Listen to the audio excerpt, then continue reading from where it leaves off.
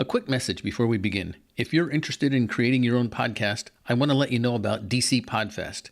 It's 2 days of workshops, speaker sessions, social events, live shows, plus Leah and I will be there.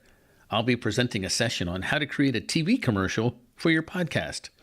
That's DC Podfest, November 9th and 10th of 2018 in Washington, D.C. DCPodfest.com. I hope to see you there. You're listening to the Author Inside You podcast, a weekly podcast designed to motivate you to finish writing a book, choose a publisher, and have your work build an audience. Keep listening if you're looking to get propelled into the next chapter of your life. And now, it's the Author Inside You podcast with your host, Leah and Matt Rafferty. Hello, and welcome to the Author Inside You podcast. I'm Matt Rafferty. And I'm Leah Rafferty. Joining us today is Charita Cole Brown, author of Defying the Verdict, My Bipolar Life. Charita earned a bachelor's degree in English from Wesleyan University and a graduate degree in early childhood education from Towson University in Maryland. She is retired and lives in Baltimore with her 2 daughters. Welcome, Charita. Thanks for joining us today. Thank you for having me, Matt and Leah. Charita, you won a book competition? Yes, I did. I won a competition out of When Words Count Writers Retreat in Vermont. The competition is called Pitch Week, and it is a competition that allows writers who usually are first-time authors, but sometimes they've written something before, but it hasn't sold. And the competition involves 6 finalists and 3 judges and 2 coaches. So what you do is you submit your manuscript. If you become one of the 6 finalists in the competition, there are 4 categories that you compete in. You compete in something where you do your cover and your cover copy, which is called the packaging of your book. Then you have an author behind the book, where you talk about why you're the right person to have written the book. And then you have a marketing competition, and there is also a live reading for neighbors in the neighborhood of the Writers Retreat. There are 3 judges. There's an agent judge, there's a publicity marketing judge, and then there is the publisher. So the competition, it's very competitive because it's competition. Sounds scary with all those people. The winner of the competition, the prize is getting your book published. So I won cycle 5 of the competition. Cycle 11 just ended a week or so ago. And after cycle 5, I've become a coach for the competition. So the owner of the Writers Retreat and myself have been coaches. And then for Pitch Week 11, I didn't coach. They had another coach. So the exciting thing about this whole process is that it is another way to get a book published. Great. It seems a little, were you scared? It seems scary. Well, no, it wasn't. It's exciting. That's what I say. It's exciting. The group of people that I was with, we worked very well together. There were 5 women and 1 man. We worked very well together because we were not aggressive against one another. Great. We understood that it was about everybody doing their best. And I actually won the tightest competition that we ever had at When Words Count, because I won by 2 points, which is just barely 1. That's impressive. That is fantastic. So how long ago was this competition? The cycle that I won was in October of 2015. And usually when somebody wins, their book is out in about a year. My book came out in June of 2018, but it was because there were some personnel changes at the publisher. But I believe that the book came out when it was supposed to, and you don't get any arguments or complaints out of me about that. Great. So part of the competition was also designing the book cover too? Yes. What you do is I design my book cover with an artist, with a graphic designer.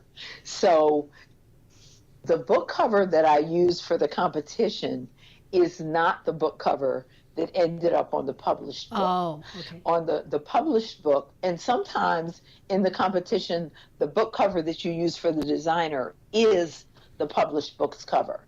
But in my case, the graphic designer for the company came up with a gorgeous cover that we used.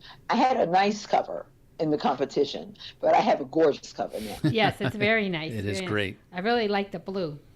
The two blues, I guess. Yes. And then the bird flying. Thank you. So the competition is getting the book together to be published. Is having it published Right. the result of the competition, like the end prize, that they actually publish it? Yes. Wow, that's a pretty good The prize. prize is that your book get published. I'm going to just throw out a plug for When Words Count. People can look up When Words Count Retreat and then click on Pitch Week competition if they're interested in Pitch Week. Excellent. We'll have a link Okay. to that, and we'll have a link to that in our show notes. Thank you for telling us about that. We see that your book is on Target. Did they help you to sell your book on Target? I don't even really know. I just always tell people when they ask me where they can get the book, I say go to Amazon. Well, we're looking at Target. And I know it's at Target. I know that it's on Barnes and Noble. You can get it at Barnes and Noble. The local bookstore that I did my book launch through is called the Ivy Bookshop. So I am a fan of the Ivy Bookshop, but I don't really know everybody who carries the book. So tell us about your book launch. My book launch, I actually had the launch before the book was released. The book was supposed to be released in early May, but we had some production stuff. So they were able to get me enough books for my May 24th launch. My launch was at the Park School of Baltimore. It's a prep school where I was a student. It's a progressive pre-K to 12 school. I went there from 7th to 12th grade. The book launch was a book launch event, and Dr. Karen Swartz of the Mood Disorders Center at Johns Hopkins University, Johns Hopkins Medical, and the creator of the Adolescent Depression Awareness Program joined me for a question and answer session after I read from my book. And it was fabulous because she brought a clinical dimension to the launch that I didn't have. I could speak as an author and as a reader, and she could speak as a clinician. So it was wonderful that people got to ask all kinds of questions. And it was very successful. We had about 150 people that came for the launch. And the Ivy was really happy because we sold 109 books. And they said that's not the norm. Wow, that is wonderful. You really touched everyone's heart, I guess, in order to make them buy a book. Right, 109 books seems like a great night for you. Yes, but some of them I have to be honest.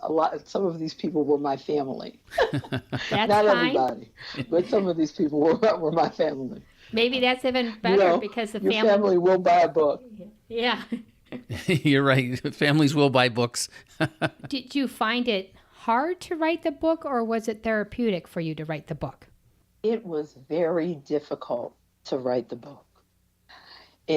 I don't even know if there's a word beyond difficult, because what I had to do, a lot of the things I had buried because I've been living in recovery for such a long time that I wasn't dealing with those things anymore. And I had to pull them back out. And, that's why I called it mining my memories. I had to go in a mine and pull things out. And I remember one section of the book that I wrote in the first draft of the book. When I wrote this section of the book, I just had to stop. I called one of my friends. I read it to her.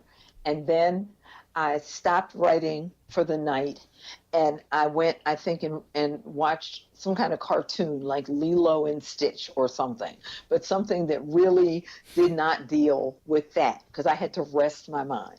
Sure. So what gave you the strength to continue writing? At that point, the book was in the contest. So I had an end for it, because it was what I did was I entered the book in the competition where you had to do your bio, your synopsis, and your first 10 pages. At that point, all I had was 2 chapters of a book. And to my surprise, I became a finalist. So that meant write a book. Right. So I actually wrote the first decent draft of the book in 4 months.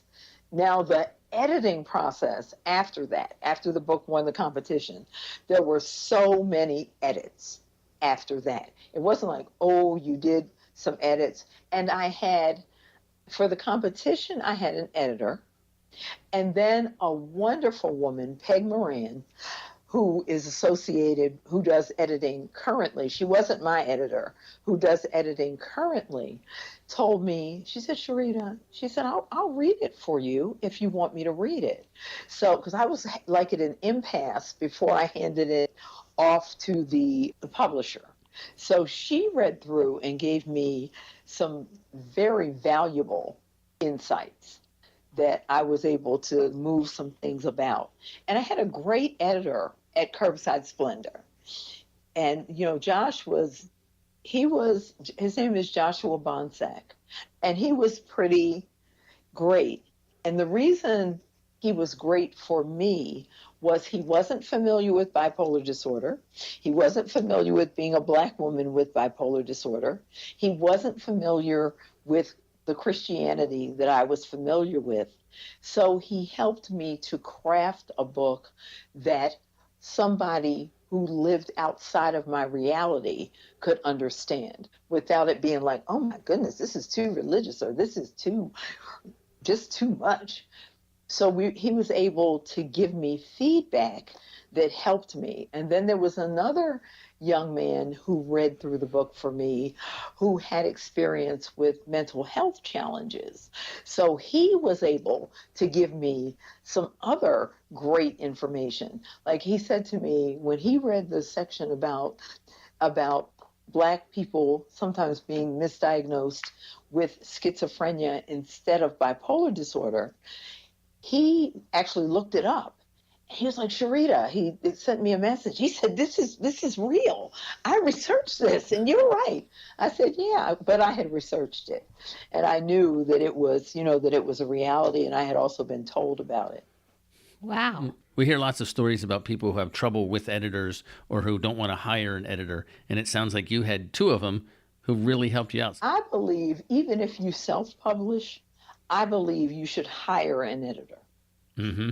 My book wasn't self-published, but for the competition, I hired an editor, and I paid her a decent sum of money to go through my manuscript and edit it.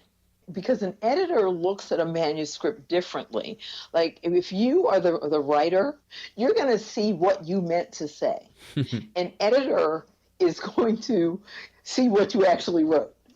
And an editor is going to correct grammar. And if you have the right editor, you'll get somebody who also can correct for stylistic errors other than just grammatical flow. And that's a wonderful thing. So I suggest to people, and I know people listen to your show who, because it's the author inside you, they want to know what to do. There are wonderful platforms to self-publish. You do want to make sure, this is my advice, you do want to get an editor. Not Cousin Susie, unless she's an editor. Thank you for that advice for people who are in the process of writing their book, who are listening to this, because I believe you're right. Having an editor and having to pay them is definitely going to make your book better and more marketable. Speaking of marketing, While we were doing some research on you, Charita, we saw a video of you on a morning show on a TV station in Baltimore. How did you manage to get that? That seems like a great Yes. opportunity that any author would love to have, that being able to be on a morning TV show. When I was talking to you about the 3 judges that you have in the When Words Count competition, you have the publisher, and then you have a publicist / marketer. I have a marketing company working with me to market my book, and it's Merrill Moss Media. And I was booked through Noel Brown, my marketer, my marketing rep, who works at Merrill Moss Media. And so that's who reached out to TV stations, newspapers, and she reached out to different radio shows and podcasts across the country. So that's how I got on Channel 45. And I also, my book was featured in Baltimore Magazine in the June issue. Great. I was so excited. When somebody told me that the book was in Baltimore Magazine, she had a subscription. So I don't have a subscription, so I didn't know. But she actually made a copy of it and brought it to my book launch. Aww. She said, Charita, I was paging through my Baltimore Magazine, and there was your book. Oh, that's great. So it was really exciting. And she was at Park, the Alumni Council sponsored my book launch. So the head of the Alumni Council was the woman who saw the book cover in her Baltimore Magazine and made the copy for me. Well, it seems like you've had a lot of support from people. I have. I've had a lot of support. So let's go back to the contest. So what made you decide to enter the contest? The gentleman who runs the Writers Retreat, I ended up at his Writers Retreat because his daughter and my daughter went to school together. They went to Park, as did I, and as did he. They were our legacy kids that went to school together. When I told his daughter, Steve's daughter, that I was writing a book, she said, oh, her dad had just opened a Writers Retreat. She said, you should go to Vermont and write at the Writers Retreat. So I did. And then the next year, I thought, maybe I'll enter a book in the competition. As I said, I had 2 chapters, but I didn't know that I would get picked based on my 2 chapters, my 10 pages. Well, I think you're writing the book seems like a really neat story. Just that it's all kind of like it just happened with your daughter's friend suggesting, then you go there and then you win this wonderful prize and all the opportunities that opened up for you. This is very exciting, or must have been very exciting, and still is. Yes, it was very, very exciting, and yes, it still is very, very exciting. I'm really excited about the book because Kay Jamison, who blurbed my book, who wrote An Unquiet Mind, said that there are a group of people with mental illnesses who she calls the silently successful.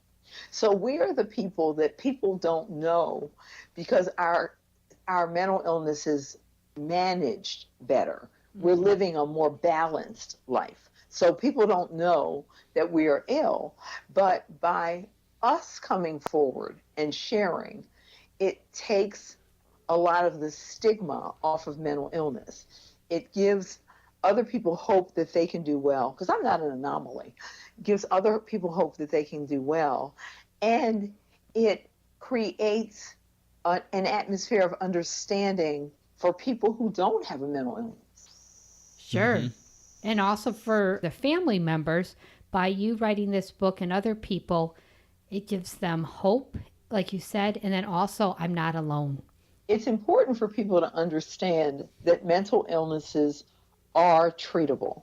Now, there are varying degrees of balance that people get, but mental illnesses are treatable. And my message is that if you do the things that you need to do, you can get a good result. It doesn't mean that, you're not like, I have times when I just really have to I'd have to shut down and regroup, because that's what I need to do if I'm going to be healthy. And you have to know, what are your triggers? What do you need to do to stay well? And that's why I believe that this is going to be an important book for many people.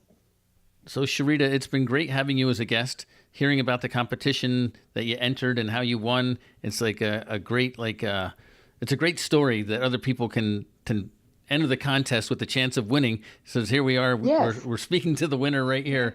So thanks for sharing your story with us today. It was a great story.